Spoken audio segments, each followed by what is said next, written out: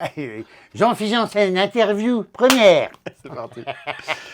Salut à tous, je suis ravi de vous retrouver pour cette toute nouvelle vidéo avec quelqu'un que vous connaissez très certainement. Il s'agit de Jean-Philippe Janssen. Salut Jean-Philippe. Bonjour. Ça va? Ah oui, je suis impressionné. Ah bah non mais c'est moi Quelle qui suis belle impressionné. présentation. Ben non. On va parler pendant, je sais pas, une demi-heure, trois quarts d'heure. Il n'y a pas de timing, on s'en fiche, on est là pour kiffer. On va parler de toi, on va parler de ta carrière parce que tu as travaillé pendant 20 ans dans les avions. Tu as une carrière extraordinaire dans les avions. Et puis ta carrière n'a pas cessé d'évoluer, de changer. Tu nous fais rire. Tu as fait du cinéma, tu as fait du théâtre, tu as été stand-upper. On dit stand-upper ou pas? Oui. Tu es actuellement sur scène avec Valérie Mérès et Stéphane Plaza en ce moment, Ouais. au Bouffe Parisien. Oui, Voilà. exactement. Un spectacle qu'on peut aller voir du jeudi au dimanche. C'est, Jusque fin juin, oui. Jusqu'à fin juin. C'est les 50 dernières, puisque on vient de faire 2 ans de tournée avec ce spectacle. C'est génial. Donc, et on a rempli des zéniths avec cette pièce. C'est un truc incroyable. C'est une belle aventure que nous a créé Laurent Ruquier. C'est dingue, c'est vraiment génial. Tu as une histoire à nous raconter, mais je voudrais qu'avant tout, on fasse un petit bond dans le passé. Et vu que ces vidéos parlent de voyage essentiellement, qu'on reçoit tout plein de gens qui aiment voyager, mais aussi des hôtesses, des stewards, moi je voudrais qu'on revienne sur tes débuts dans les avions. Toi, tu as commencé à être steward, tu n'avais même pas voyagé dans un avion avant. Ça paraît incroyable. Hein. C'est quoi cette histoire? Mais c'est parce que à l'époque, j'habitais le sud de la France. J'étais parti pour un mec. Déjà à l'époque, je me sacrifie beaucoup pour un mec. Ouais. Donc je mets toujours ma carrière en pause pour un mec. Pour un mec. D'accord. Et je fais tout pour lui. D'accord. Alors lui, il réussit en général. Alors, moi, Donc lui, il vit à 7, tu vas à 7. ouais, exactement, c'est ça. Ouais. Il vit à 7 et l'aventure se termine douloureusement au bout de 3 ans. La relation prend fin et je me retrouve au chômage parce que je travaillais aussi avec lui. Donc tu vois, je me retrouve aussi au chômage et je me suis dit mais qu'est-ce que je vais faire? Et là, c'est une cliente qui est habituée à mon magasin, parce qu'il y a un magasin de fringues, Ouais. qui me dit bah moi je te verrais bien steward. Je ne savais même pas ce que c'était. Ok, moi aussi. Alors j'ai dit, quoi? hein? Donc j'ai regardé tout de suite sur Internet, mais à l'époque on n'avait pas accès à Internet aussi facilement. Non. C'était le truc, c'est voilà. Et C'était t'avais- Nikos encore, il y avait pas Google. Il y a une image qui télécharge en 3 heures, Ouais. et je regarde et je me renseigne sur le métier, et je vois qu'effectivement, je me dis, ah oui, ça a l'air pas mal, c'est bien, tu voyages. Et c'est pas ce que j'ai vu en premier, c'était pas les voyages, c'était garder contact avec les gens. Ouais.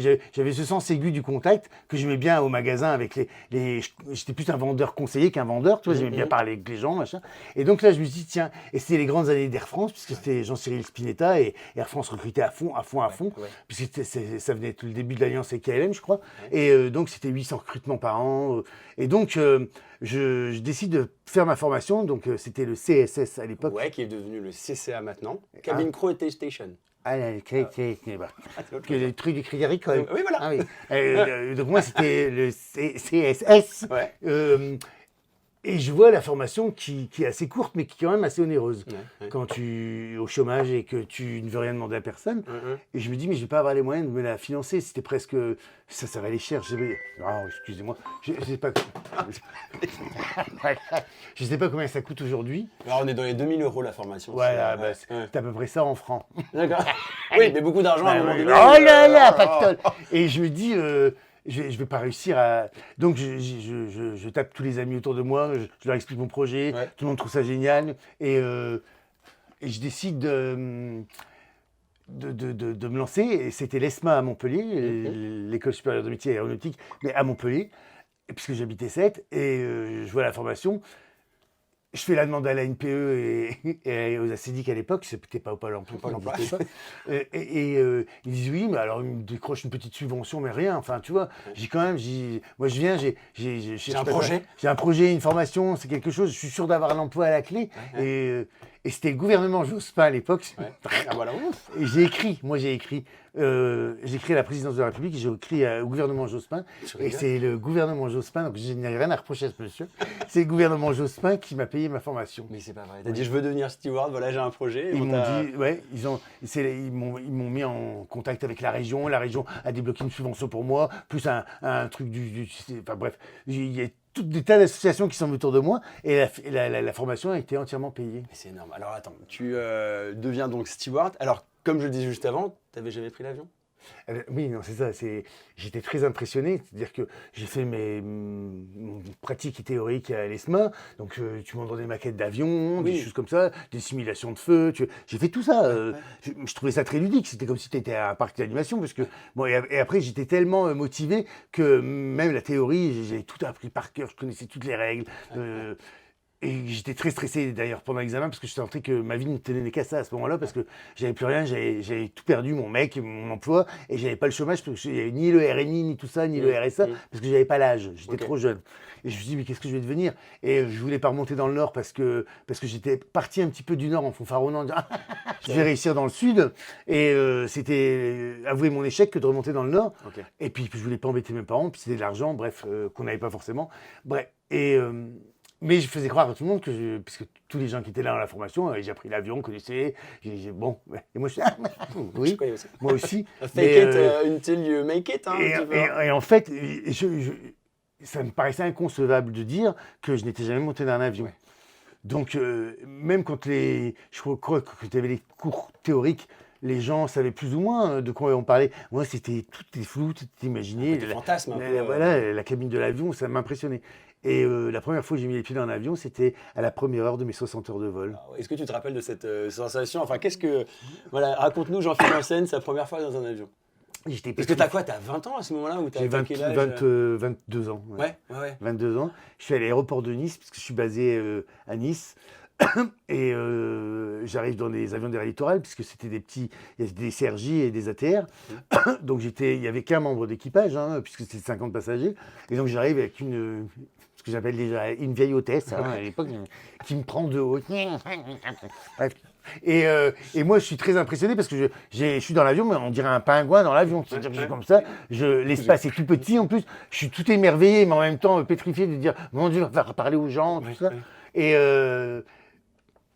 c'est le commandant de bord de ce vol, je crois, qui m'a. Mais j'ai jamais avoué le fait que j'étais jamais monté dans l'avion, mais qui a vu que j'étais très impressionné, donc il m'a expliqué plein de choses, il m'a appris à maîtriser mon environnement, tu vois. Et mais j'ai trouvé ça magique, en fait. Je m'en souviens, la sensation, j'avais envie d'être au bio tout le temps quand j'étais en vol. T'as envie de regarder ce qui se passe sauf dehors. qu'il fallait que je l'aide au service, la vieille dame. C'était fantastique, et puis donc là, ça a été une vraie passion que je me suis découvert. Ouais, et puis et d'ailleurs pendant 20 ans ça s'est pas démenti. L'avion c'est mon ami. Ouais. Ça l'est toujours. Ouais. Quand tu prends l'avion aujourd'hui, j'imagine pour le travail, pour les vacances, est-ce qu'il y a toujours ce côté un peu magique que tu avais les oui, premières parce fois? que je suis plus steward ni navigant, mais je maîtrise cet environnement et par rapport à un passager lambda, j'ai l'impression d'être un peu plus parce que je connais les choses, je vois les équipages, je sais à quoi correspondent leurs procédures ou leurs déplacements. Donc c'est très marrant de se dire que je suis dans le secret en fait. Oui, c'est ça, t'es dans la confidence toujours. Et je me sens toujours corporate. Et tu recroises des collègues, j'imagine, avec qui t'as déjà volé? Oui. Alors de moins en moins parce qu'on vieillit, puis qu'on vient à la retraite. Mais là, comme j'ai 20 ans d'ancienneté, il y a quand même beaucoup de gens avec qui j'ai volé, où les gens se souviennent plus de moi que moi d'eux. Mais en tout cas, ils viennent, ils me parlent toujours d'une anecdote ou d'un souvenir dont je me rappelle. Et donc, ça te remet dans le truc. Il se passe pas. En général, chaque fois que je prends un vol long courrier et moyen courrier, il y a toujours des gens que j'ai connus. Puis t'as un peu plus de temps en plus, j'imagine, à papoter. En plus, je vais pas les déranger. Je connais très bien la charge de travail. Donc, et puis, je trouve qu'elle s'est en plus alourdie.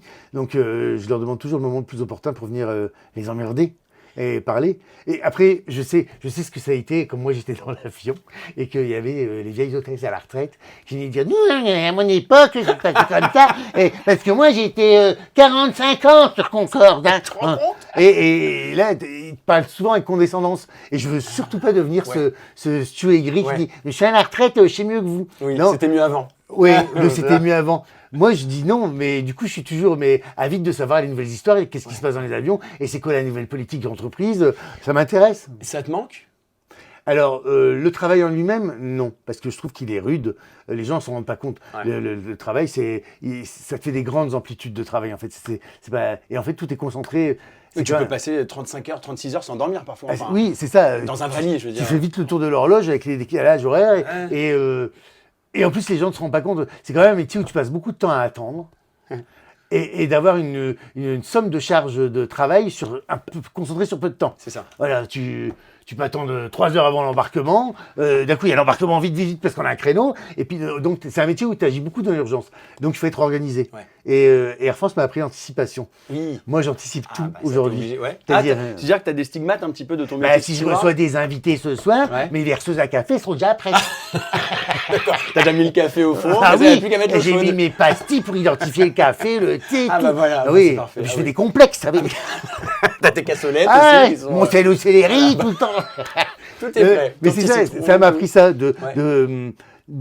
pour gagner du temps, parce que c'est incroyable le temps que tu gagnes quand tu es organisé. Ah bah en oui, fait. oui, forcément. Et je ne suis pas forcément dans tous les domaines de ma vie, mais sur le côté matériel ou sur ce côté-là, Air France m'a appris ça. Donc j'anticipe. Et d'ailleurs, c'est une vraie déformation dans ma nouvelle vie. C'est-à-dire que même en spectacle ou avant que les choses n'arrivent, je les vois. Ouais, oui, oui. Là où les Oui, parce que techniciens l'ont pas vu. D'accord. Je dis mais vous l'avez pas anticipé ça. Et si ça arrive, on n'a pas. Donc et c'est comme les choses de rechange. Air France m'a appris ça. On a des gilets de rechange, des masques de rechange. Ben moi j'ai un casque micro de rechange. C'est vrai J'ai tout. Oui. Dans tes J'ai affaires, t'as j'ai un petit cos- câble en spare. J'ai un t'as- costume de rechange, j'ai toujours 2 chemises. oui. Il y a toujours ces trucs. Je veux pas être pris au dépourvu jamais. Et donc j'ai appris ça C'est une bonne déformation professionnelle qui t'a qui m'a suivi encore. aujourd'hui. Ouais, Au-delà de ton métier de steward, on parle de voyage dans ces vidéos, et puis bah, forcément, tu as énormément voyagé, que ce soit en tant que steward ou même juste dans ta vie perso. Quel a été ton plus beau voyage? Mon plus beau voyage. Plus beau ou celui qui t'a le plus marqué? Ah bah, fou, les deux, monsieur, les deux. Mais je dirais que le plus beau voyage, c'était la première fois que je suis allé à Rio. Ouais. Parce que j'avais commencé, j'étais sur Long Courrier, et j'ai eu un Rio qui a ma première réserve. Ok. C'est-à-dire qu'avant, rien, parce que les vols étaient très demandés, que j'avais pas l'ancienneté, Tu pouvais pas, qu'il y avait encore beaucoup de gens qui avaient des desiderata prioritaires, et que moi, du coup, je me tapais les Kinshasa, Les vols qu'on veut un peu moins. En Voilà. fait, la réserve, pour le remettre dans le contexte, c'est en fait, on est à la. C'est une astreinte. C'est une astreinte. On Comme, est à la disposition de l'entreprise pour partir et remplacer quelqu'un qui serait Au pied malade, par levé, exemple. voilà, c'est c'est ça. ça. Donc là, on déclenche sur Rio. C'est plutôt pas mal. On me déclenche, oui, comme pas un accouchement, on me déclenche. On me On déclenche. a un jargon, ça risque de partir en jargon. On s'écoute. Voilà, je reçois un bip et on me demande de remplacer quelqu'un au pied levé sur un vol Rio qui allait partir dans l'heure. Et j'y vais, mais tout content, parce que je dis, oh là là, Rio, ça fait rêver, rien que le mot Rio oui. fait rêver. Et que c'est quand on est descendu à la descente à Rio, où j'ai vu le paysage, et j'ai dit, mais c'est magnifique. Et d'ailleurs, ça s'est jamais démenti. Rio a été, pendant toute ma vie de navigant, mon escale préférée. Ouais. Tu y es retourné en vacances parce qu'en escale, c'est toujours un peu différent. Tout va Je très suis vite. retourné souvent en vacances. Ouais. J'ai fait le carnaval, j'ai fait Nouvel An à Rio, j'ai fait des vacances à Chavry des amis. Et mon nouveau métier d'aujourd'hui, c'est-à-dire que Stéphane Bern tournait un documentaire sur le carnaval de Rio pour France Télévisions. Ouais. Et tout le monde sait, puisque je le dis à qui veut bien l'entendre, et notamment à la radio, que mon escale préférée, c'était Rio, que je connaissais très bien, parce que j'ai beaucoup d'aventures qui me sont arrivées à Rio. Ouais. Et du coup, j'ai été contacté, et Stéphane Bern me dit, voilà, on part à Rio, on voudrait voir ton Rio à travers l'émission par rapport au carnaval. Et j'ai dit oui tout de suite, ça a été une aventure formidable. Ça devait être génial. Donc c'est la télévision qui m'a une fois de plus ramené à Rio. T'arrives à lier Et du les coup, je deux, connaissais, donc je leur ai facilité à eux la vie sur mais c'est bien. plein Je de t'amène trucs. manger là, je t'amène voir tel truc ici. Oui, c'est ça. Bah Les Galettos, Santa C'est Teresa. ça. Je pense qu'on a les meilleurs plans quand on est C'est hôtesse ça. steward. Et en plus, tu connais les meilleurs. C'est-à-dire que quand même, on a la chance dans ce métier, c'est que partout où tu arrives dans un hôtel, il y a forcément un guide ou quelqu'un qui organise des excursions pour les équipages, parce que c'est quand même une manne financière, mais quand même on a des prix défiant toute concurrence. C'est vrai. Mais donc je savais tout de suite à qui m'adresser pour ça ou pour ça, pour ça. Pratique. Donc la production m'a dit, ben ça, et donc j'avais fait venir tout le monde et ça a été une belle organisation et on s'est bien marré, franchement. Bangkok aussi, ça a été une de tes escales préférées. Bangkok parce que j'ai mon meilleur ami qui y vit. Ouais. Voilà, donc pour moi c'était en plus c'était une belle histoire aussi pour lui, c'est-à-dire que il est parti là-bas parce qu'il galérait ici, en gros, tu vois, l'emploi, machin. Il est parti là-bas faire une saison avec son père dans un restaurant. Ouais. Puis finalement ça lui a plu, il dit tiens, je vais rester. Et puis Sam Mouraché d'une Thaïlandaise sont mariés, puis ils ont eu des triplés. Oh, Et c'était les premiers triplés franco-thaïlandais. trop bien. Et donc les Thaïlandais sont très, ils adorent ce genre d'événements, ce chose. Donc ça a été hyper médiatisé et il a fait fortune grâce à ces triplés. Il avait une petite usine qui fabriquait des glaces et des sorbets pour les hôtels de luxe. Maintenant il a 5 usines et il a acheté un château à Phuket. Et donc c'était marrant. Son histoire qui correspondait à la mienne, c'est-à-dire oui. qu'on est montés Vous tous les deux au avez même moment. compris, enfin vous compreniez Ouais. sur. Avec la sur, distance, moi je voyais très bien ce qu'il vivait avec ses triplés. Oui. Lui voyait très bien ce que moi je vivais avec ma fulgurance dans ma nouvelle ouais, carrière. ouais. Donc j'allais toujours à Bangkok pour ces raisons-là. Mais il n'empêche que j'aime beaucoup Bangkok, c'est pareil, c'est le pays du sourire. Comme Rio, c'est des Ces gens sont gentils. c'est de la bonhomie. Ouais, c'est un peu. Moi, je fais souvent le parallèle, on en parlait dans une autre vidéo. Par exemple, l'Angleterre, c'est tout bête, mais les gens te disent bonjour dans la rue, ils sont souriants, ils sont sympas. Tu vois, C'est pas le cas partout. Je trouvais qu'à Rio, il y a 4 choses qui comptent. À Rio, c'est le foot, la religion, le carnaval et le sexe. Voilà. Si tu es dans un de ces 4 trucs, tu serais heureux. Et comme moi j'avais les 4, sauf le foot, T'étais heureux. mais le foot c'était pour les vestiaires surtout, Oui. j'étais heureux. Et à Bangkok, c'est le sens du détail. Ouais. Et même si c'est kitsch, mais quand tu arrives dans ta chambre et que tu as les serviettes pliées en signe et que c'est moche, mais, Mais c'est ils sont cassés le cul à le faire. Mais c'est ça. À Paris, elle y est pas la serviette. Non. Où tu Non, dis, non. on te la porte, Tiens, ça prend ça. Donc c'est ça que j'appréciais, le pays du sourire, parce Ouais. qu'il y a le détail et il y a le sourire tout le temps. Tu vois, les massages, l'ambiance zen. Ouais. Puis la chaleur, le cocon, Oui, enfin, t'es dans un et truc. après le côté Bangkok show, qui est aussi tout à fait, c'est pittoresque. Moi, Ouais, j'aime puis c'est bien. quelque chose qu'on connaît pas forcément en Europe. Enfin, ça a vraiment rien à voir. Ils font des Non, trucs qu'on voilà. connaît pas ici. Ça me et- dépaysait. et- ouais, Voilà. complètement. Mais avec des gens gentils. J'ai jamais eu l'impression de, tu vois, j'ai eu des pays où je me sentais en insécurité. Ouais. Et là, à Rio, pourtant, il y a quand Pourtant, même Rio, des, c'est- il y a quand même des consignes qui disent qu'il faut pas faire ci, Ouais, ça. ouais, ouais. Alors, j'ai jamais été tentatoire, je suis jamais sorti, tu vois. Mais Montre, téléphone, machin. oui, t'es voilà, vite, non, moi, je sortais toute nue en tongs. C'est pas ces Jean-Philippe. Je dis, voilà. Et mais non, mais c'est ce côté, les gens ont une bonhomie, voilà. En 20 ans de carrière en tant que steward et voyageur, tu as forcément dans les avions vécu des situations bizarres. Des Oui, moments où, je sais pas, t'es peut-être rentré malade, des moments où tu t'es peut-être embrouillé avec des passagers. Je sais pas, il y a forcément des trucs comme ça qui se passent dans une carrière. Alors oui, j'en ai plein.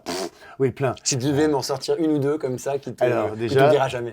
une qui ne met pas forcément en valeur, mais qui est drôle avec du recul, c'est que c'était un de mes premiers vols long courrier Ouais. et j'étais pas bien. Je couvais une gastro. Ah, oui, parce que- Je couvais une Oh là gastro et tu sais comme tu peux pas être bien, t'as pas confiance en toi.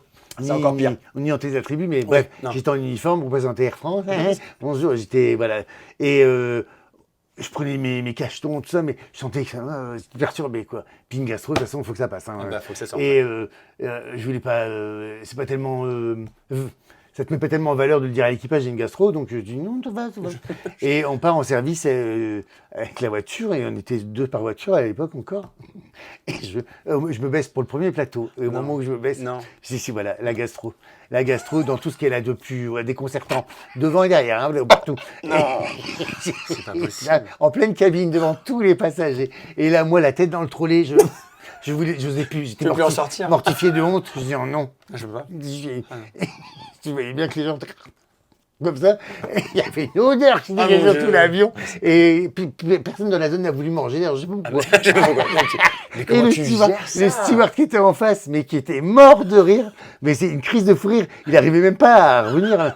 Et moi, j'étais dans le trolley tout vert, et ben, j'oublierai jamais que ce steward, il m'a emmené enfin, t'es plus capable de rien. Ah bah ouais. Il m'a emmené au shot, il m'a retiré mon pantalon, il a tout nettoyé, il m'a emmené au post-repos. Mais j'en regarde un souvenir, Ah mon Dieu. je garde plus un meilleur souvenir de la solidarité que ça a C'est déclenché. ce que j'allais dire, il y a quand même dans ce métier une Ouais, solidarité. Enfin, ouais. tu vois, c'est tout bête. Juste pour Ben- mettre dans le contexte, comment on fait cette vidéo aujourd'hui, c'est parce que j'ai fait une story où j'ai dit que je voulais te rencontrer et t'interviewer. Mais je crois que j'ai même pas dit que je voulais t'interviewer, hein. Je voulais juste entrer en contact avec toi. Ouais. Et tu as reçu 20, 30 messages de vous qui suivez les vidéos. Me relayant, ouais. Je trouve ça hyper sympa. Je trouve qu'il y a un truc, on est une famille en fait. Ah oui, c'est ça, c'est là que tu vois que tout le monde est corporate et que même ceux qui pensent ne le sont pas, il y a quand même un lien, un attachement que tu n'as nulle part ailleurs. Il n'y a pas beaucoup de...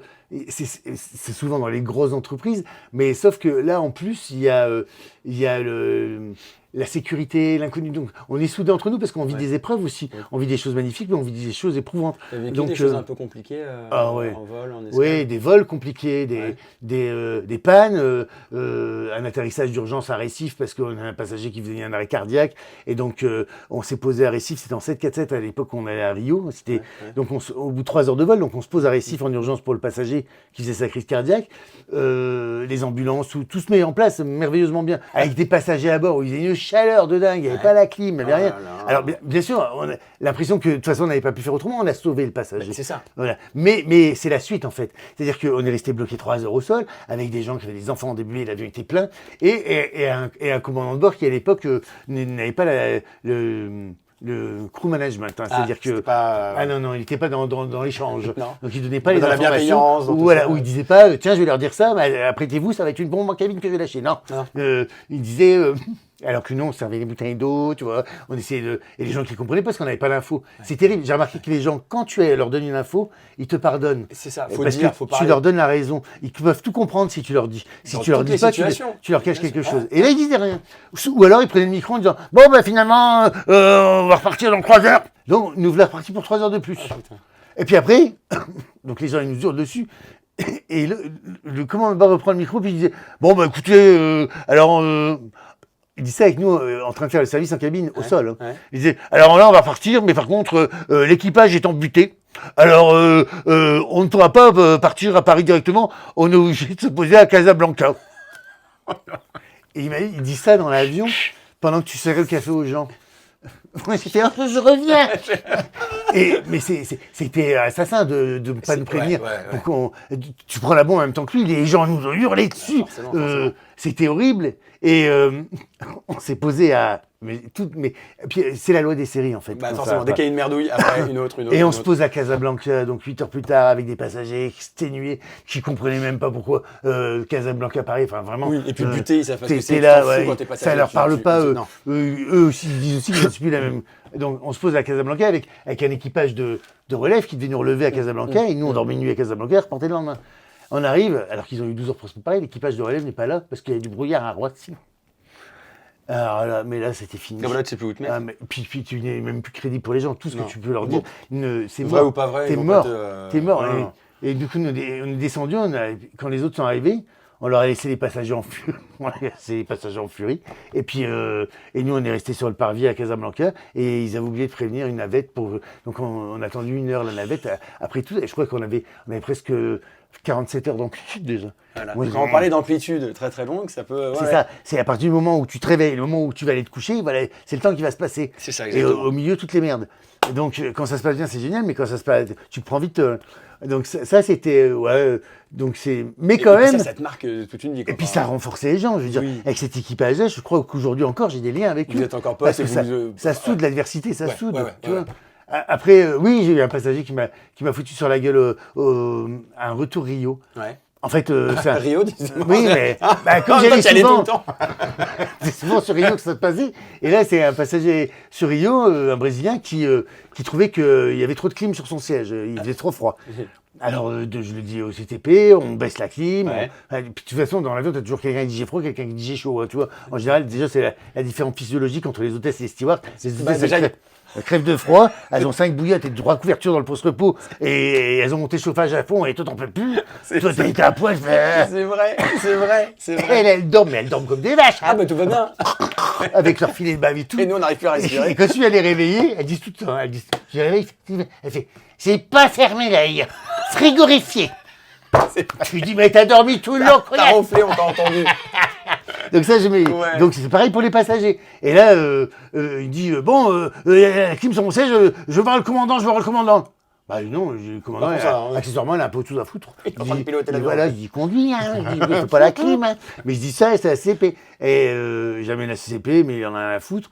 Et puis en plus, le problème, il ne pouvait pas se résoudre. Donc, ce jour-là, on avait de la place dans l'avion. C'était pas plein. Je pouvais aisément changer de siège. Je lui propose un siège où il n'y avait pas l'air qui passait, machin. Il refuse. Puis après, c'était physiquement. C'était avec moi, ça bloquait. Donc, ouais. j'avais envoyé quelqu'un d'autre, mais c'était Tu moi. délègues. Et il roumégait à chaque fois qu'il me voyait passer. Bon, je voulais dire, ouais, puis des je sais pas. Je comprends pas. Donc voilà, mais. Et les 8 heures de vol restantes se passent. Bon, je voyais bien qu'ils ne me supportaient pas, mais moi, je ne m'en occupais plus. Et au débarquement à Roissy, je suis en porte avec l'hôtesse, en porte 2. On dit, au revoir, madame, au revoir, monsieur, à bientôt. Au revoir, banane. Au revoir, monsieur. Au revoir, monsieur. Et puis je vois qu'il a 2 mètres de moi dans la ligne des débarquants, et il me fait ça. Et l'hôtesse, il dit, qu'est-ce qu'il veut? Je dis, je sais pas, ça doit vouloir dire au revoir en brésilien. Et le mec, il arrive sur moi. Ouais. Et là, il m'attrape par la veste. Et Pouah, il me jette sur la porte et pouah. Et l'hôtesse, avec les gens qui continuent à débarquer tranquillement, hein. Personne ne s'arrête. Et moi, je donne des coups de sac à main. Péter la gueule dans son coin. Je donnais mon sac à main. Et l'hôtesse, elle hurlait. Elle fait ah. Là, le commandant de bord se rend compte qu'il se passe quelque chose. La police est en passerelle à vérifier les passeports. Ils arrivent tout de suite. Le mec, il voit la police, ça le calme pas. Il s'acharne encore plus. Et je suis comme L'œil là, je suis comme ça. Ils attrapent le mec, ils lui mettent le menottes, ils l'emmènent. Là-dessus, je dois aller porter plainte. Et le lendemain, c'est vrai que tu comprends pas. Enfin, tu te réveilles avec, tu l'assumes moins bien le lendemain parce que tu te dis mais pourquoi en fait. Ouais. Tu dis j'ai fait que mon travail, je l'ai bien fait. Ouais. J'ai essayé de solutionner son problème. Oui, j'ai voulu bien faire mon métier en fait. J'ai Ouais. voulu, Et il m'a tapé dessus parce qu'il y a des gens, t'as beau faire, tu peux faire ce que tu mettras en cas de pourri, ils comprendront pas ils verront pas l'effort fait. Mais pour autant, j'ai jamais cessé de le faire. Mais c'était Mais marrant. tu penses que c'est dû à quoi toutes ces choses-là? Parce que souvent, un passager à bord qui va être mécontent, qui va être agressif et tout ça, souvent, c'est pas un peu de peur qu'il y a au fond? Enfin, je suis pas en train d'excuser, hein, parce qu'il y a hors de question qu'on te foute un coup dans la gueule. Mais... Souvent, le stress déclenche beaucoup de choses. Le stress, plus l'alcool, plus l'anxiété, plus un médoc, plus je pense en plus que tout le monde n'a pas eu à cœur de... À un moment, la chaîne s'est brisée. C'est-à-dire que moi, j'ai refilé le bébé à quelqu'un, mais je pense que le suivi n'a pas été assuré. Ça n'a pas été... Et voilà, et c'est ça. C'est si à un moment, un maillon lâche, ça ne fait qu'amplifier. D'où l'importance mais comme de je suis à l'équipage. l'origine du maillon, il va me prendre moi pour responsable. Oui, c'est ça. Donc, c'est ce que je me suis dit avec des années. Mais voilà, mais dans l'ensemble... alors, c'est marquant, mais malgré tout, je le raconte en rigolant aujourd'hui. Et puis, en plus, pour avoir volé et pour avoir des amis qui ont volé avec toi, il paraît que tu étais quand même un phénomène à bord. C'est-à-dire que tu étais à bord comme tu es là, comme tu es à la radio, à la télé ou sur scène. Ouais, je pense que je suis assez proche dans la vie et dans mon métier, et encore plus sur scène ou à la radio, de ce que je suis vraiment dans la vie, vraiment. C'est-à-dire que... Alors c'est vrai que ça m'a un peu été reproché au début quand je commençais dans les avions, parce qu'il y avait un langage adapté, parce qu'il y avait ce que je comprends. Hein. Tu as une image de marque. Mais sauf que très vite, je me suis aperçu que déjà de mettre ma pointe d'accent, parler un petit peu comme ça, mettre ma pointe d'accent rendait sympathique tout ce que je disais. Okay. Même quand j'ai quelque chose de douloureux à annoncer, style on a perdu votre valise. Et j'ai remarqué que les gens préféraient que je leur dise bon, nous on va à Los Angeles, mais la valise est partie à Bangkok. Qu'est-ce que vous avez, vous êtes engueulé et le mec il rigolait. Ouais. Mais plus que si j'avais dit nous avons perdu votre valise, nous mettons tout en œuvre pour la retrouver. Veuillez vous adresser au service litige bagage, on arrive à Los Angeles. Il y a un vrai humain qui a parlé. C'est impersonnel. C'est ça. Alors que le mec, je rigole, mais après je dis non, mais et voilà, et je me mettais en 4. Je me mettais en 4 pour les gens. Ouais. Donc il y a ce côté. Et puis après, pour les équipages, je trouvais que c'était un moteur de. Si tu étais de bonne humeur, si tu racontes des histoires, si je faisais le lien entre l'avant et l'arrière. Ça va éclabousser un peu sur tout l'équipage et finalement tout le monde a le sourire. Ouais, je trouvais. Je disais pas que j'étais déclenchant de ça, mais en tout cas, je trouvais que c'était plus agréable et puis je faisais rire les passagers. Enfin, sur long courrier, tu as le temps. Tu as le temps de parler aux gens, tu as le temps de faire du lien, tu as le temps de parler avec les équipages pendant les gardes. Tu vois, donc, je t'ai entendu une fois à l'antenne dire un truc. Tu avais dit voilà, monter sur scène, c'est un petit peu comme monter dans l'avion finalement. Tu ouvres le rideau et tu es sur scène. Tu as toujours senti que tu étais un peu sur scène dans l'avion? Ah bah, c'est surtout quand je suis arrivé sur scène que je me suis dit c'est pas très différent de ce que je faisais dans la vie. Parce que déjà, l'avion, tu es en uniforme, donc tu ne représentes pas toi, tu représentes ta compagnie. Ouais. Après, tu es en costume. Tu joues un rôle, tu joues à la marchande, tu joues au restaurant, tu ouvres les rideaux. Qu'est-ce qui se passe derrière ces rideaux? C'est ce que tout le monde se demande. Hein. Qu'est-ce que c'est derrière les rideaux? Pourquoi ils ferment? Voilà. Et qu'est-ce qui se passe en business? Pourquoi il y a des rideaux fermés? Qu'est-ce qu'il y a? Donc tu vois, c'est un vrai rôle. C'est un vrai rôle. Et donc, et puis tu as le public. Voilà. Quand tu ouvres une cabine et puis que tu fais des démonstrations dans toute la cabine, tu as quand même un public. Ah ouais. Et c'était pareil quand je racontais mes histoires. Et en plus, c'est un public qui est génial, il ne peut pas sortir. J'avais pas vu ça comme ça. Ils sont attachés, ils ne peuvent pas sortir. Ils ne peuvent pas dire remboursé. Là, ils sont là. Alors, Jean-Phi Janssen, t'es steward pendant 20 ans. Tu fais rire tes passagers, tu fais rire tes collègues, tu fais rire tout plein de gens. Et aujourd'hui, tu fais rire l'Olympia, tu fais rire les auditeurs d'RTL, tu fais rire des millions de personnes. Qu'est-ce qui se passe entre le moment... bonjour, vous. Oui, c'est ma chatte. Je vous présente ma chatte. Comment elle s'appelle? Duchesse. Duchesse, dis donc. C'est un nom de chat PD, c'est Duchesse. Elle va bouffer. Qu'est-ce qui s'est passé entre le moment où tu étais steward et maintenant tu es sur scène, tu es dans tout ça? C'est magique ce qui t'est arrivé. En fait, et ça n'a pas été si facile. Non, non, parce que les gens ne voient que le résultat et donc on a l'impression que ça a été un conte de fées. Ça l'est, mais un conte de fées qui a un prix. Et pas tout de suite, pas comme ça. Et pas tout de suite, c'est jamais express. Mais j'avais remarqué, déjà quand j'étais steward, et tu remarques surtout, et tous les navigants je pense, que l'avion fascine les gens. Oui. Les coulisses fascinent les gens. Complètement. Donc quand tu parles d'avion, forcément tu captes l'attention. Il suffit de voir les gens qui viennent voir les avions sur les parkings, c'est un monde qui fascine. Donc on a un rôle par rapport à ça, c'est-à-dire que moi j'ai toujours eu la fierté de porter l'uniforme, j'ai toujours eu l'impression de représenter quelque chose, et j'ai vu que mes histoires d'avion, qu'elles soient sérieuses ou anecdotiques ou rigolotes, elles intéressaient les gens. Ouais. Donc je me suis dit tiens, il se passe quelque chose, est-ce qu'on raconte dans les avions, c'est une vraie manne. Ouais. Donc c'est là que j'ai commencé à écrire, mais je ne pensais pas être artiste et en faire un métier. Je pensais que ce serait un hobby qui prendrait de plus en plus de place dans ma vie, Ouais, mais ouais. certainement pas.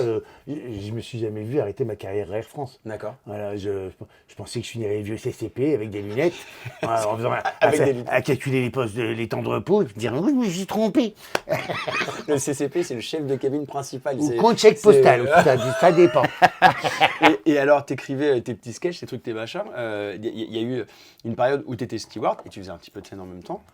Oui, alors c'est arrivé. En fait, dans ma vie, c'est toujours des femmes qui ont déclenché les choses. La première fois que je suis devenu steward, c'est parce que c'est une cliente, une vieille dame qui m'a dit oui, tu verrais bien steward. Ouais. Et le deuxième, c'est une hôtesse qui me dit quand même, Jean-Philippe, depuis des années que tu racontes des choses dans les avions, tu fais rire les gens, tu as un don pour raconter les histoires, tu devrais faire du théâtre. Je dis, oh, j'étais persuadé que c'était corporate et que ce que je disais dans l'avion n'intéressait que les gens dans l'avion ou les équipages en escale. Et que les gens. Et cette copine, qui est toujours à Air France, d'ailleurs, qui s'appelle Pénélope, qui habite à Toulouse, elle m'a inscrit à mon insu à un concours d'humoriste. Ok.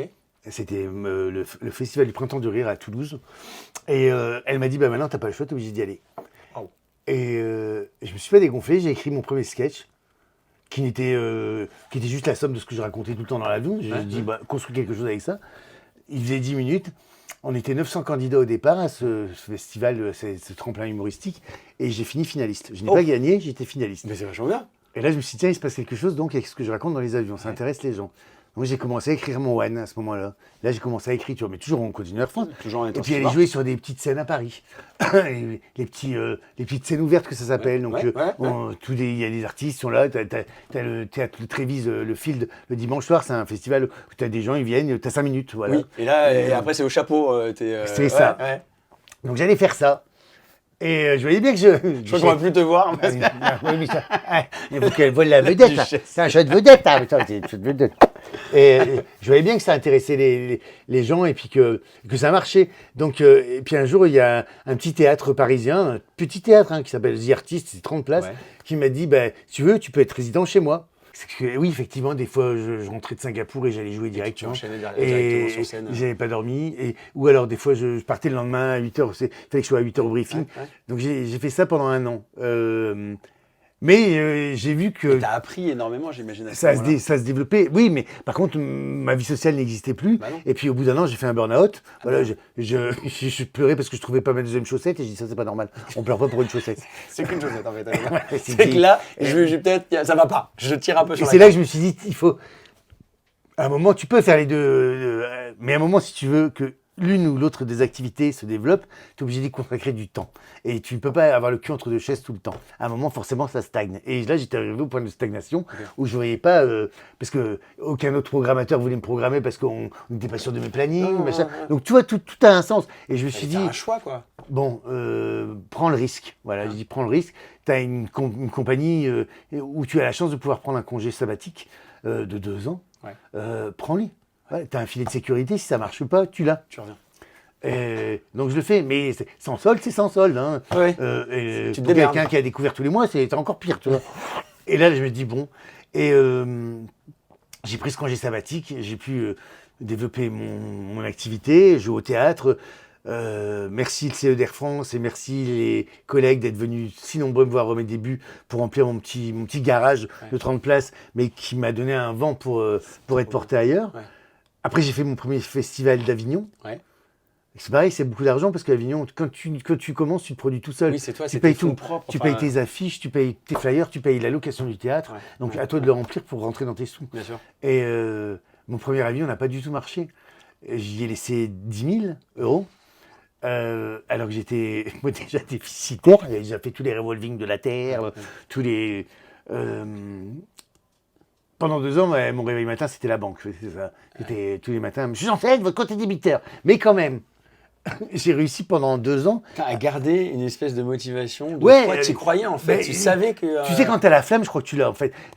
Parce qu'aujourd'hui, avec du recul et ma carrière plus établie, j'ai pérennisé ce qui se passait, c'était pas gagné.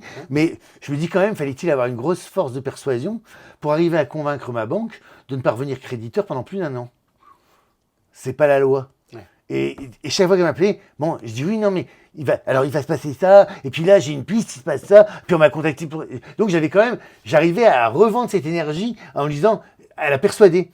Alors que finalement, il ne se passait rien. Toi, tu devais y croire à 100%. Enfin... C'était long. Mais j'étais sûr, même quand j'avais des doutes, même quand je payais pas mon loyer, même du chef. Ouais. Belle, elle mange. Même quand je payais pas mon loyer, même quand c'était compliqué, je me suis dit oui, mais ça va marcher. Ça va. Et tu la trouves où ta motivation? C'est quoi? C'est ta famille? Je sais que ta famille est très proche de toi, tu es très proche de ta famille, tes amis, ton entourage, tes collègues. C'est quoi le truc qui fait que tu y crois à fond? Ah, l'amour de. C'est pas la famille parce que je voulais pas les inquiéter, donc je les voyais peu souvent pour pas que ça transpire, pour pas qu'ils soient au courant de mes problèmes d'argent, pour pas les embêter. Et puis pour pas. Puis à un moment, tu refuses aussi d'écouter les autres parce qu'il n'y a personne qui va te pousser à faire ça et à y rester, surtout quand tu es dans la merde. Tout le monde m'avait dit, retourne dans les avions. Mais va attendre ancienneté, Air France, faut être débile, tu gagnes bien ta vie, qu'est-ce que tu as besoin de te faire chier? C'était ça. Donc à un moment, tu décides de ne plus écouter les gens et de n'écouter que toi-même. Et 2 ou 3 personnes proches qui sont... Parce que les gens, ça les intéresse pas forcément que tu changes ou que tu fasses ce que tu as envie de faire parce que tu es le miroir de ce qu'eux ne font pas. Je me jette pas fleur, je dis que juste un moment, faut quand même, pour tout mettre dans la balance, il faut un peu de courage. Je l'ai fait pour moi parce que même si je me plantais, j'avais pas de femme, pas d'enfant, je mettais personne dans la merde que moi. Et j'ai toujours été toute ma vie dans la merde. Donc un peu plus, un peu moins, c'était pas grave. D'accord. Et là, c'était pour moi. En général, j'ai été dans la merde pour mes mecs. Là, c'était pour moi. Donc... je disais rien à personne et j'avais ce truc en moi où je disais ça va marcher. J'étais sûr de mon art. J'étais sûr que même quand j'avais 5 personnes dans la salle, ce qui est arrivé plus d'une fois à Avignon, je n'ai jamais annulé. J'ai joué devant 5 personnes. Devant les 5 personnes, c'est plus compliqué de jouer devant 5 personnes. Ouais. Devant toute une... Ah bah oui. Et en plus, tu leur parles pas de la même façon. Mais sauf que ça a été mes meilleurs publics parce qu'ils étaient tellement solidaires du fait, ils se disaient, ah là là, le pauvre malheureux, Nick 5, qu'ils surenchérissaient tout. C'est-à-dire que s'ils disaient bonjour, ils disaient mais c'était. Et puis ça devenait rigolo. Enfin, c'était de la compassion, c'était génial. Encore une fois, t'apprends. Enfin, oui, t'apprends, mais t'apprends. Et tu te dis un jour, la salle sera pleine et un jour, ça remplira. Et donc, je fais mon premier festival d'Avignon qui est une catastrophe. Je reviens avec un déficit de 10 000 en plus de mon découvert.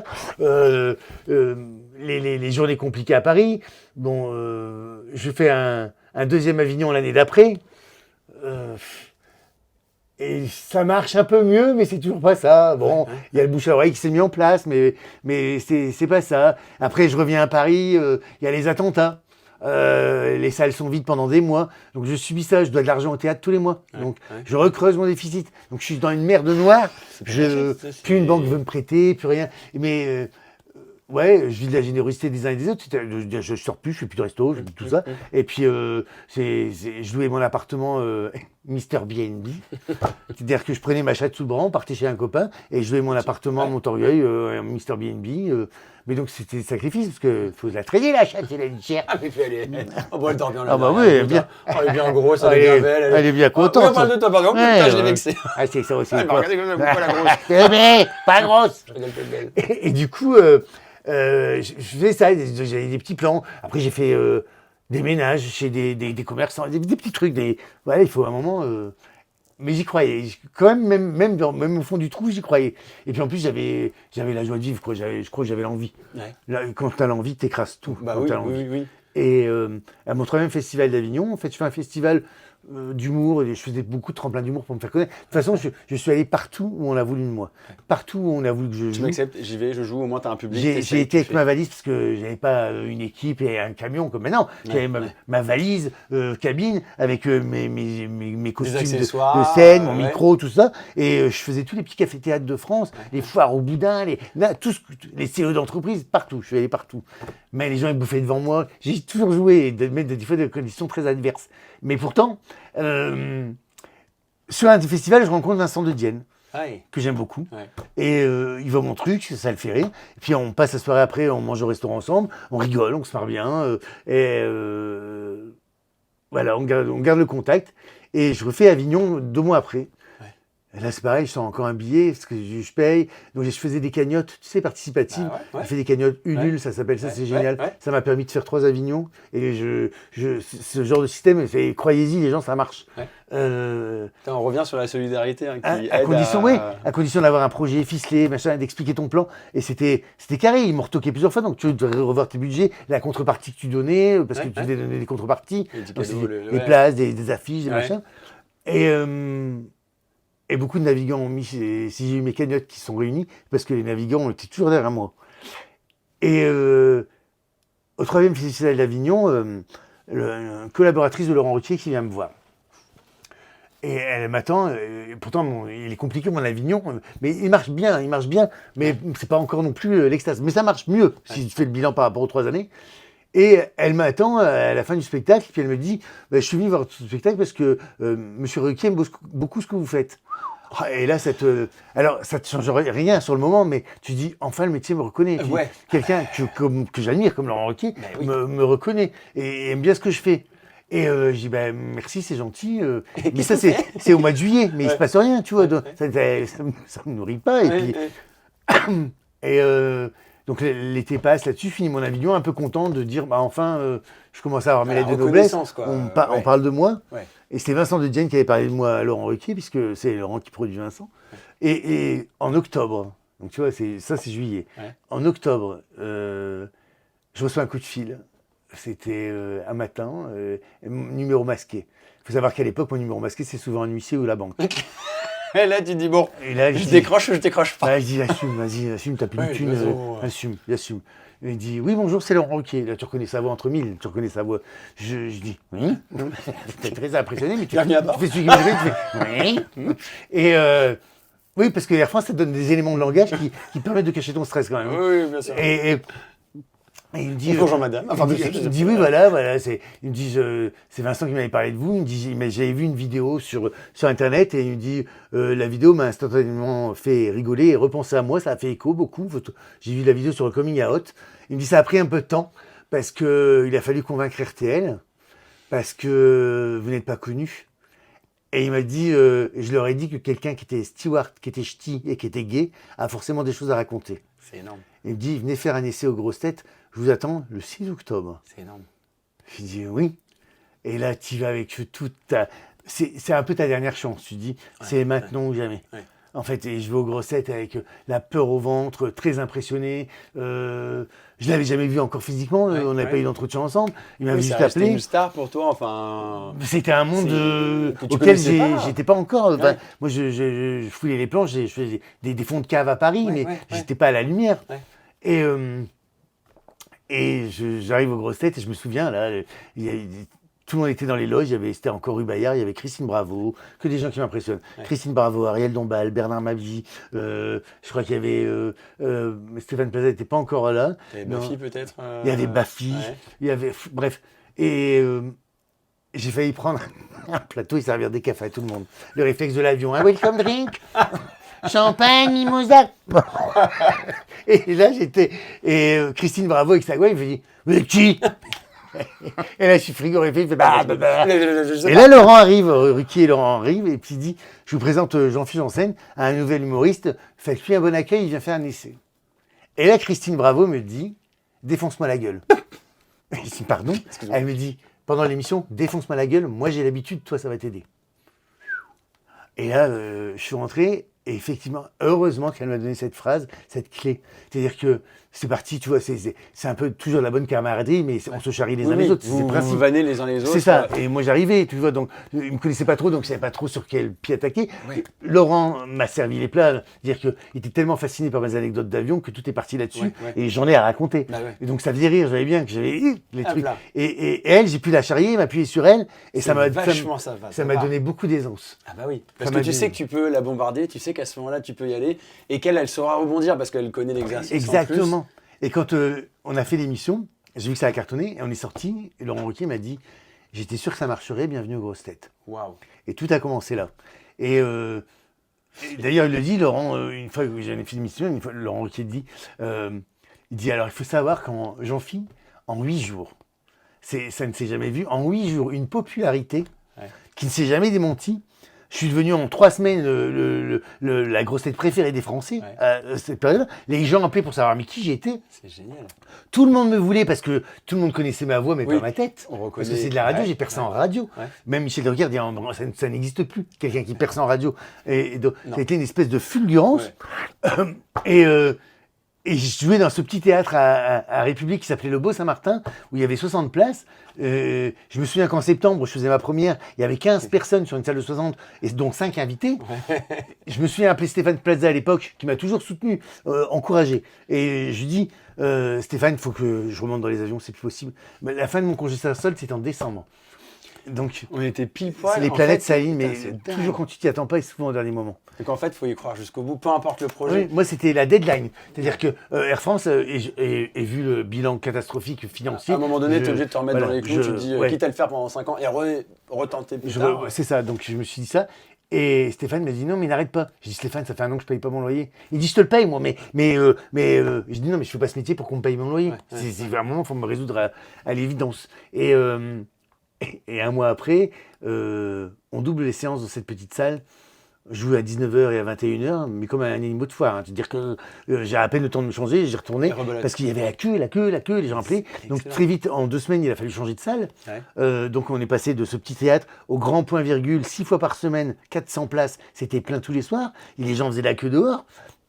Quand je suis arrivé au grand point, là tu ne vis pas très bien. Parce que c'est quand même radical. Quoi. Parce qu'en même temps, c'est fantastique, mais en même temps, tous tes repères changent d'un coup. C'est-à-dire que il y a 1 mois, tu étais une merde avec la banque qui t'appelait et ton propriétaire qui disait que tu étais en carton.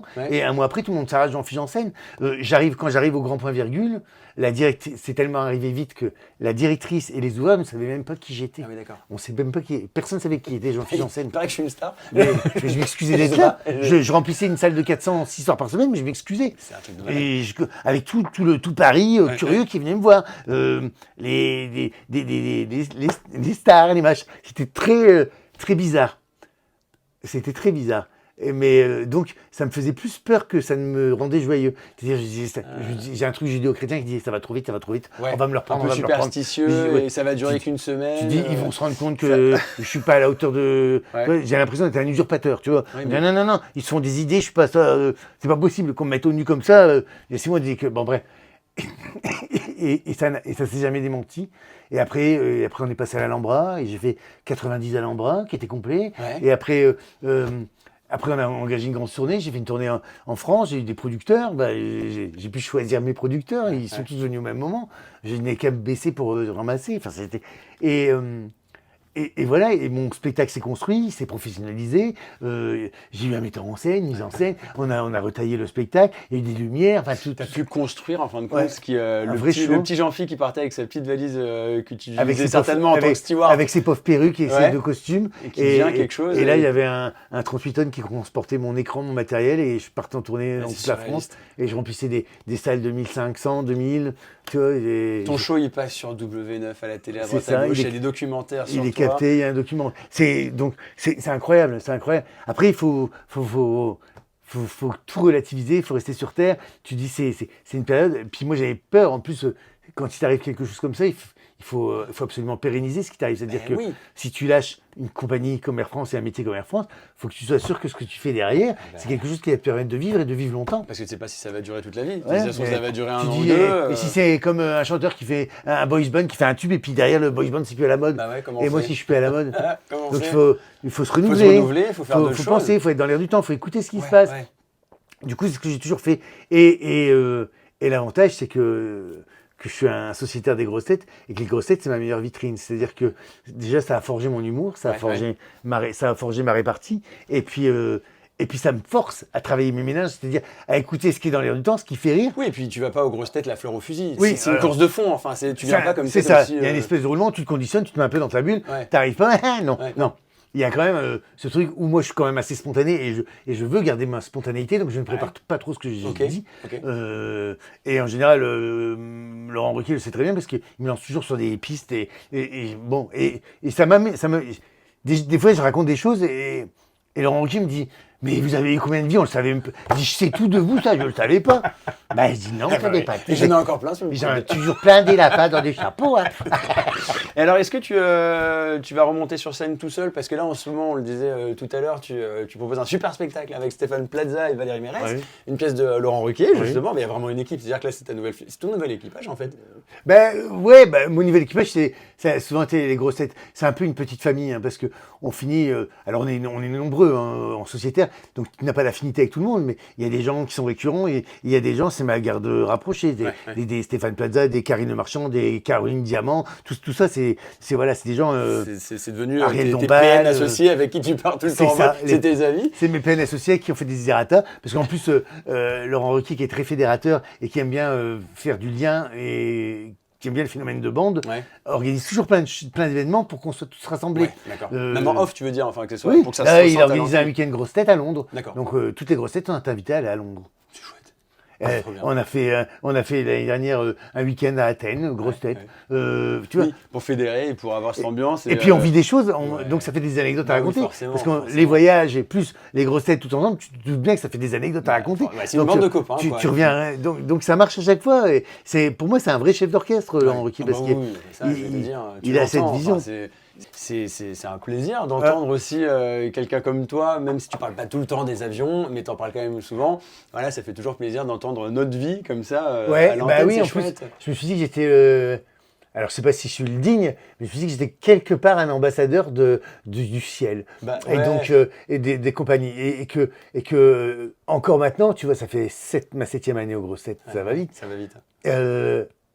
Je m'aperçois qu'on me demande encore de raconter des choses sur les avions et qu'on me demande, puisque ça fait souvent l'actualité quand même, l'aérien, pour des bonnes et des mauvaises raisons. Mais à chaque fois, du coup, je suis devenu un référent. Bah oui, c'est ça. Et des fois, les gens me posaient des questions. Je dis: je ne suis pas pilote hein, quand même.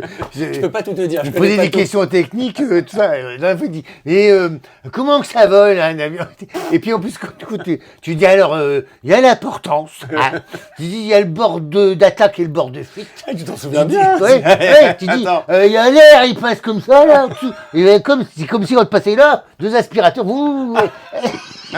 Je raconte à ma façon, mais finalement, c'est ce qui me reste. Bah oui, mais il te reste plein d'anecdotes, il te reste plein de choses. Et c'est un plaisir de t'entendre, en tout cas, en parler de tout ça. Donc, un couple magique. Un couple magique, ça c'est au théâtre. Et ça, mais je suis content parce que c'est une aventure de copains. C'est-à-dire que c'est Stéphane. Là, on parle pas d'avion, là, c'est autre chose. Là, c'est vraiment, là, ça y est. Oui, c'est Stéphane et moi, on est en vacances avec Laurent Ruquier.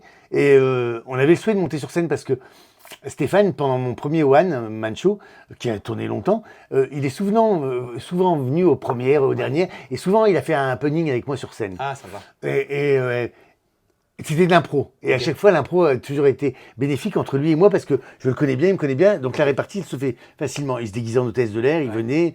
C'était Cynthia et Claudia, voilà. Et ça marchait. Et je dis: tu vois bien qu'on devrait monter sur scène ensemble. Donc on dit à Laurent: on aimerait bien monter sur scène ensemble. Elle dit: moi j'ai peut-être un truc à vous proposer. Et là, il nous parle de cette pièce qui, à la base, avait été écrite pour lui et Isabelle Mergo. Ah oui. Et il dit, Isabelle m'a lâché sur ce projet, elle l'a pas fait. Il me dit, la pièce, elle dort dans un tiroir. Si vous voulez, je vous l'envoie. Si elle vous plaît, je remasterise les rôles en fonction de vous. Et voilà, et c'est comme ça qu'est née l'aventure. Parce que l'histoire, c'est Stéphane Plaza qui est un magicien. Je suis le producteur de ce magicien. Toi, t'es le producteur. Il est marié à Valérie Mérès, qui est sa femme et assistante.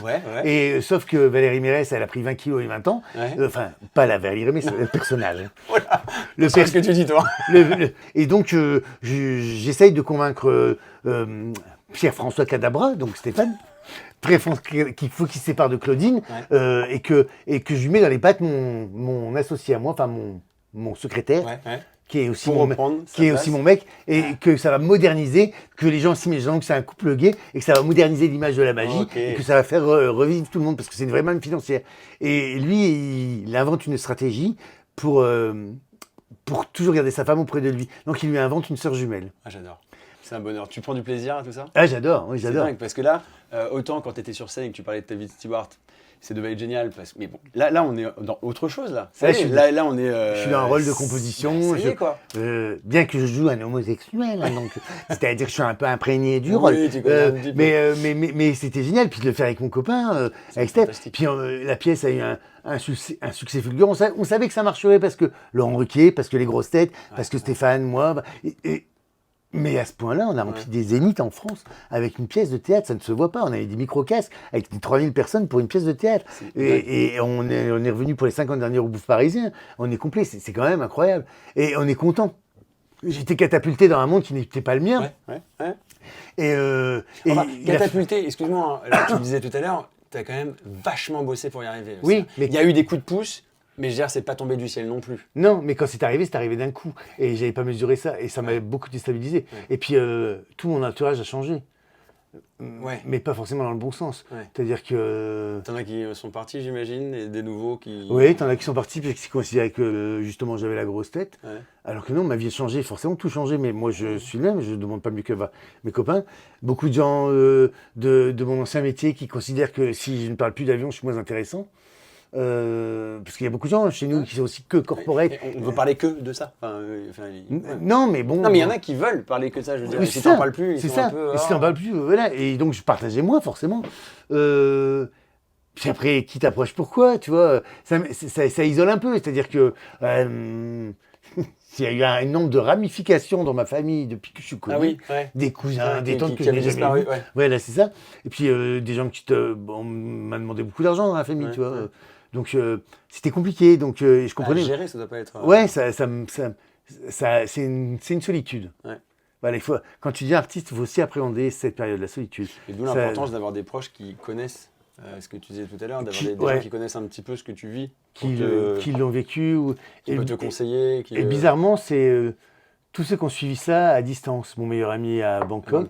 Très bon ami qui vit à Cape Town. Tous ces gens-là l'ont vu avec bienveillance et ils n'ont pas mesuré exactement ce qui se passait et comment ça se passait. Donc, ils sont restés comme je les ai toujours connus. Et maintenant, même quand ils viennent, Mathieu, mon pote de Bangkok, qui est venu il y a 3 semaines, ils se réjouissent pour moi. Mais ça n'a pas modulé leur comportement. Votre relation Alors qu'il y a beaucoup qui ont modulé leur comportement et je demandais juste du naturel. Et puis après, dans les relations amoureuses, tout est compliqué en fait. Oui, t'es plus. En fait, j'adore tout ce que je fais, j'adore tout ce que j'ai construit. Juste que j'avais pas mesuré, dommage collatéral, c'est la perception qu'ont les gens de moi.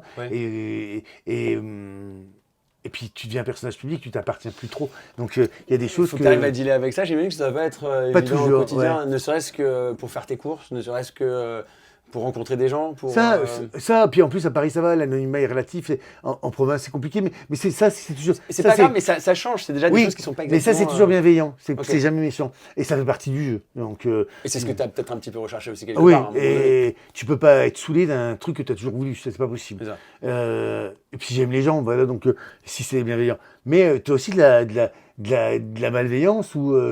Et les relations avec mes petits copains, même ça a été faussé. C'est-à-dire que... Tu sais pas pourquoi la personne, elle te parle vraiment au départ ? Non. Donc, tu es un peu méfiant au début, mais à un moment, tu peux pas être méfiant tout le temps. C'est-à-dire, tu es obligé de tomber la garde, et puis de prendre c'est comme quand tu deviens amoureux. Tu prends le risque d'être amoureux, et puis de te jeter dans une relation, sans avoir la garantie que ça marche. C'est pareil, tu dis, Et à chaque fois, c'était des expériences malheureuses où en fait, ce n'était qu'intéressé, ouais, ça a été un peu cruel. C'était un peu. Du coup, après, au début, ça me renfermait, c'est-à-dire que t'as plus envie de sortir parce que t'as pas envie d'être en représentation, t'as pas envie d'être celui que t'es pas vraiment. Donc, t'as pas envie d'aller voir ta famille parce que tu dis tout le monde va se sentir obligé de me parler de ses problèmes de fric. Donc, tu restes chez toi avec ta chatte. C'est ma meilleure. Elle m'a jamais jugé, elle m'a jamais. Bon, elle a des meilleures croquettes aujourd'hui, je sais. Avant, elle avait du friskies, maintenant elle a du pro-plan. Ah bah voilà, mais maintenant elle est chic, c'est ce que je te dis. Oui, Mais elle bah fait oui. attention à son poids. Jean-Phi, toute dernière question que j'aime bien poser à la fin de toutes les vidéos. On fait un peu le lien avec ce qu'on disait tout à l'heure. T'es heureux? C'est une grande question, ça. Ouais, je suis heureux. Enfin, en fait, je suis arrivé à ce que je voulais faire. C'est-à-dire que. Et j'ai eu le courage de. Enfin, j'ai pas baissé les bras parce que je savais que la route serait pas facile. Je le savais.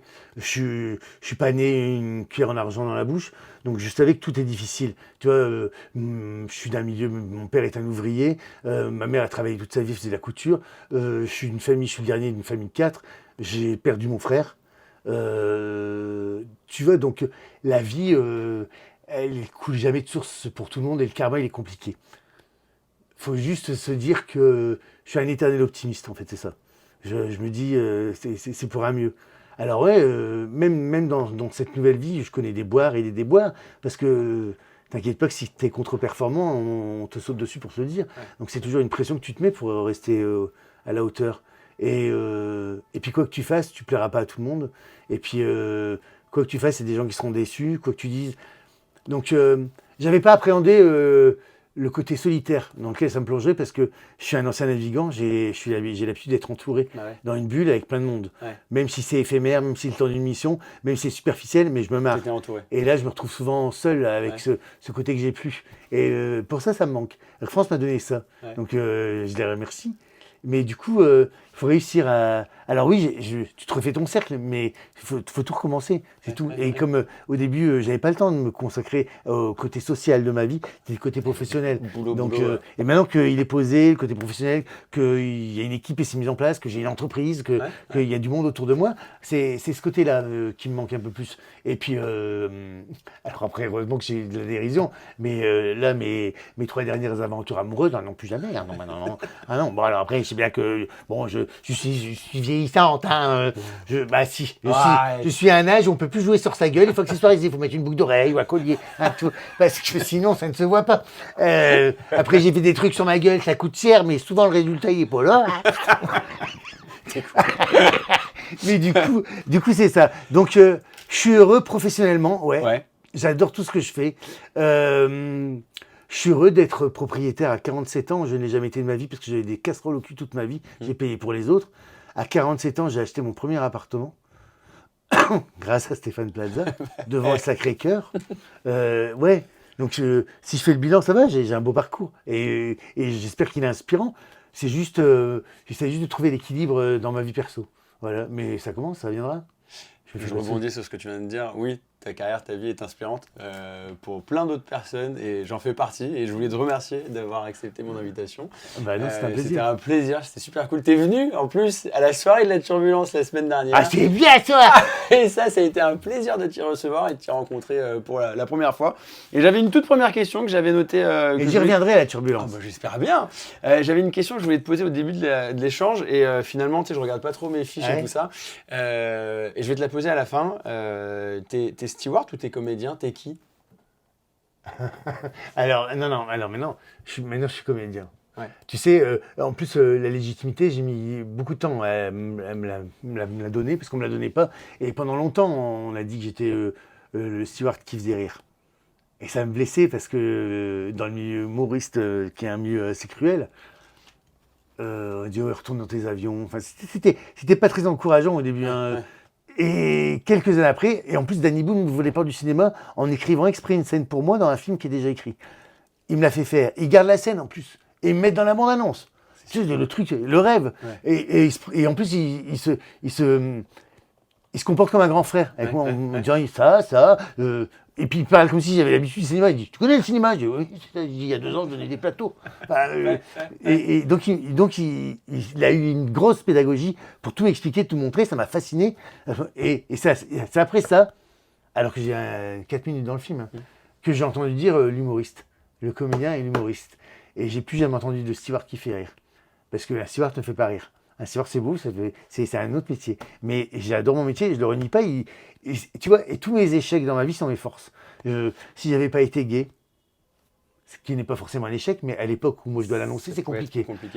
J'ai pas été gay, je ne serais pas parti du Nord. J'étais pas parti du Nord pour vivre dans le Sud avec un escroc qui m'a arnaqué 90 000 € au bout de 3 ans de relation dans ma jeunesse. C'est-à-dire qu'au moment où tout le monde pense à faire un appartement sur plan ou à construire une vie, moi je rembourse les dettes d'huissier, de l'autre enculé pendant 10 ans. Si j'avais pas rencontré ce connard, je ne serais pas devenu steward. Et si je n'étais pas devenu steward, je ne serais pas devenu artiste. Donc en fait, tout a un sens. C'est ce que tu en fais. Ouais. Ton échec, c'est la capacité à rebondir, c'est ça. Donc heureusement que ma vie, elle était pavée de... Parce que ça m'a fait connaître des grandes choses, des grandes émotions, des grandes tristesses, hein, tous. Forcément, mais... pas... Et ce qui est hyper touchant, c'est à t'entendre parler depuis tout à l'heure, j'ai l'impression de t'entendre toi, 47 ans, mais en fait, j'entends aussi un gamin en fait, qui raconte ses rêves et on dirait que tu es en train de les réaliser et je trouve ça hyper touchant. Oui, je suis un grand enfant. Puis 47 ans, c'est 47 ans au moment où j'ai acheté l'appartement parce que je dis qu'il va en avoir 50. Hein. Cette année, c'est l'année de mes 50. Je t'ai rajeuni, tu vois c'est l'année de mes... Je sais, ça se voit pas, c'est incroyable. Oh, je suis une crème. Voilà. Non, mais c'est hyper touchant parce que... Le truc, c'est que... je suis toujours le fils de mes parents. Moi, je ne suis pas un adulte. Je suis le fils de mes parents. Donc, je suis un gamin. Je suis le dernier en plus. Donc, j'ai été chouchouté comme le dernier. C'est-à-dire qu'il y a une place un peu privilégiée. Donc, j'ai un rapport... Je crois que le jour où ce sera compliqué pour moi, c'est le jour où j'aurai plus mes parents. J'ai du mal. Il faudra que je me projette dans un monde adulte. Et non, c'est pas possible. C'est autre chose. On profite de l'instant présent. Du kiff. Carpe diem, et puis surtout, si vous croyez en un truc, partez, si vous avez une conviction, quelque chose, une fibre qui vous fait sentir que vous devez faire ci ou vous faire ça. Jusqu'à 40 ans, je suis bien la preuve, à 40 ans, tu peux tout changer, jusqu'à 40 ans. Après 40 ans, je conçois que ce soit un peu plus compliqué. Mais moi, j'ai tout changé à 40 ans. C'est un peu le milieu de la vie, 40 ans. Donc si tu dois encore changer un truc, n'aie pas peur, il ne faut pas avoir 20 ans. Et d'ailleurs, j'aurais peut-être pas eu succès si je m'étais lancé à 20 ans. Ouais, c'est arrivé. Il fallait que j'ai tous vécu. Bon, en tout cas, un grand merci, Jean. Bon, merci à vous. Hein. Merci. Vous n'hésitez surtout pas à partager cette vidéo, à la commenter, à faire ce que vous voulez avec cette vidéo. C'est votre vidéo. Et lui, il ira loin, gamin. Viens. Faut aller à ces soirées, machin. Oh, alors, on fait de la danse, tout ça. On a fait le jerk et tout. Alors, ça... Oui, il y a du monde. Hein. Ah, il y a du monde. Non, mais en tout cas, c'est très plaisant de pouvoir échanger là-dessus avec toi, et avec quelqu'un qui connaît justement les deux mondes que j'ai côtoyés, que je côtoie. Donc il y a un peu les deux mondes qui me passionnent en plus. Enfin, oui, c'est ça. Voilà, donc les avions. De toute façon, c'est deux métiers, c'est des métiers de passion. Ah oui, sinon tu le fais pas. T'es malheureux si t'es navigant et que t'aimes pas les gens et que t'aimes pas l'avion. Ça marche pas. Ça, c'est le conseil que je donne à plein de jeunes qui me demandent des conseils pour devenir steward au test de l'air. Je fais, en fait, il faut en avoir envie. Mais genre, vraiment. Comme les jeunes humoristes qui disent, je veux me lancer, mais ils veulent commencer à l'Olympia directement. Oui, c'est pas ça. Il y a quand même des steps. C'est clair. Un grand merci. Merci. Merci à vous. À une prochaine. J'espère bien. Ciao. Salut les gens. À bientôt. Bye.